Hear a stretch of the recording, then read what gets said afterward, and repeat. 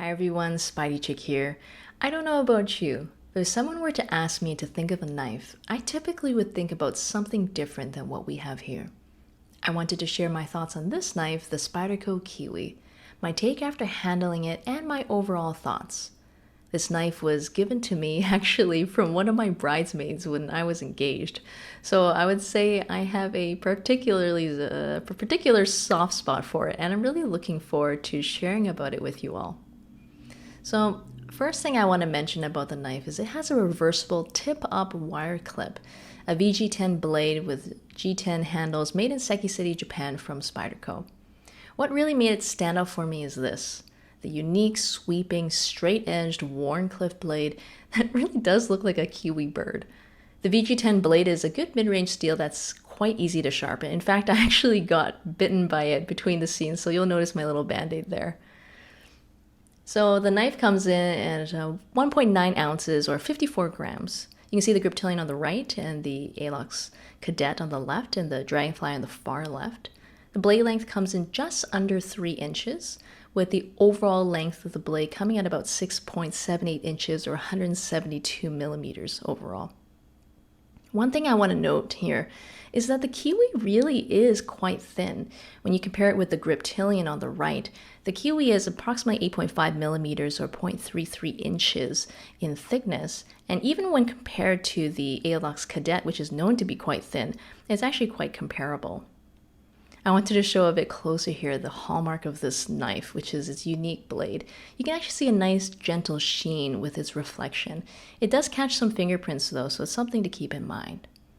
I mentioned its thickness before, and as you can see here, the Kiwi really does hide nicely in the pocket, especially with that low-riding wire clip. If you look closely though, I would say that the knife overall, it's actually quite long, so it actually rides quite far into the pocket, so that's something to keep in mind if you're going to be clipping this knife in your pocket. And let's talk about fit and finish. This Spyderco comes at what you would expect from Spyderco.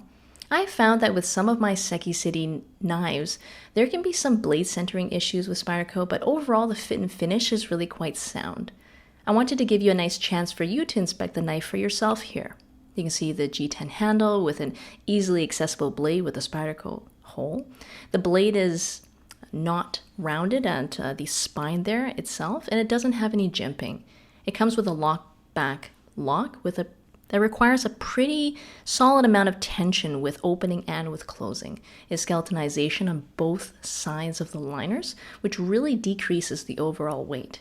One thing to note, though, is that because the handles are really quite narrow, I would say there's actually a minimal amount of flex, which is really quite nice to see for the knife itself. And that actually was quite surprising for me. And I would say with that, the knife feels very sturdy when you're handling it.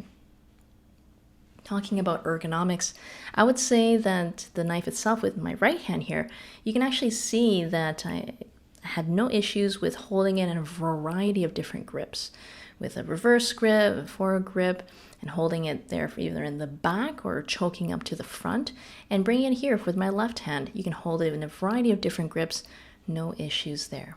One thing that I do want to note though, if you take a look in terms of the handle itself, there is quite a large finger groove in the handle.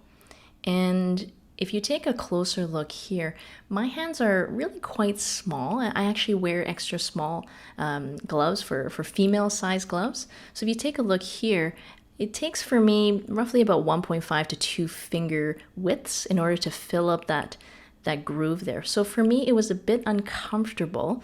So what I did is I asked my husband to hold the knife with his hands, and he wears a medium-sized glove for men, and he said for him it was actually quite comfortable, because he had larger fingers. So something to keep in mind if you have smaller hands. So talking about the lock now, this comes with a classic Spyderco lock-back lock, which requires depression in the back in order for it to close. There's a decent amount of tension, as I mentioned before, required to open and to close the blade, but this does loosen up over time. With the reversible clip, this truly is an ambidextrous knife, which is a lovely thing to see. The finger choil is there, so you can close a knife and it can protect your finger. So when it's falling down, in order to protect your finger when you're actually closing it.